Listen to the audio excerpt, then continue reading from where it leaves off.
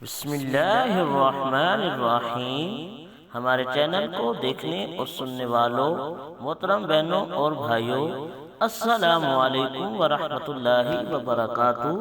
آج ہم جس موضوع پر بات کریں گے وہ ہے فرعون کی بیٹی کو کنگھی کرنے والی خادمہ کا سچا واقعہ، جس کا ذکر حدیث مبارکہ میں بھی آیا ہے۔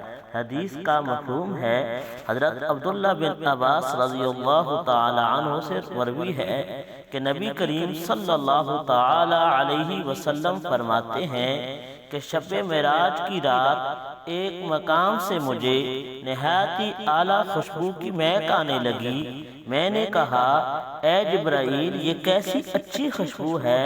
تو انہوں نے جواب دیا کہ یہ فرعون کی بیٹی کی کنگھی کرنے والی خادمہ اور اس کی اولاد کی ہے۔ اس کی شان پوچھی گئی تو عرض کیا، فرعون کی بیٹی کو کنگھی کرتے ہوئے اس مومنہ خاتون کے ہاتھ سے اتفاقاً کنگھی گر پڑی تو اس کی زبان سے بے ساختہ بسم اللہ نکل گیا۔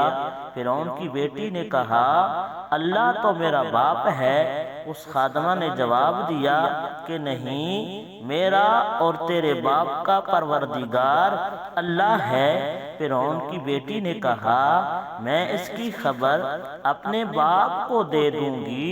تو اس نے کہا، کوئی حرج نہیں۔ پس اس نے اپنے باپ کو ساری بات سنائی۔ فرعون نے اس خادمہ کو بلوایا اور کہا، کیا تم میرے سوا کسی اور کو رب مانتی ہو؟ کہا، ہاں، میرا اور تیرا پروردگار اللہ ہے۔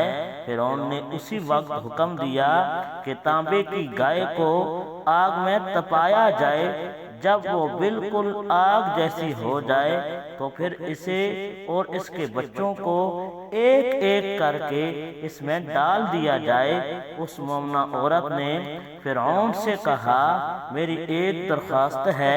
اس نے کہا، کیا ہے؟ اس نے کہا، میری اور میرے بچوں کی ہڈیاں ایک کپڑے میں جمع کر کے دفن کر دینا۔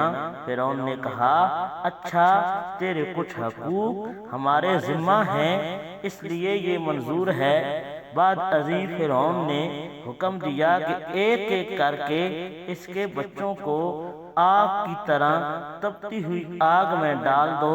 جب دودھ پیتے بچے کی باری آئی، فرعون کے سپاہیوں نے جب اس بچے کو چھینا تو وہ گھبرائی، تو اللہ تعالی نے دودھ پیتے بچے کو گویائی عطا فرمائی۔ اس نے کہا، اپنی ماں سے کہا، امی جان، افسوس نہ کریں، آگ میں ڈال دیں، کیونکہ دنیا کا عذاب آخرت کے عذاب سے بہت ہلکا ہے۔ تب ماں نے بچے کو آگ میں ڈال دیا۔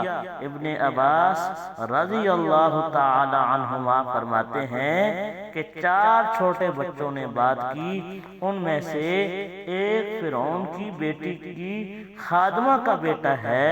اللہ تعالی ہمیں بھی ایسا مضبوط ایمان دے کہ اسلام کی خاطر جان دیتے ہوئے بھی ایمان کمزور نہ پڑے بلکہ اور پختہ ہو جائے۔ آمین۔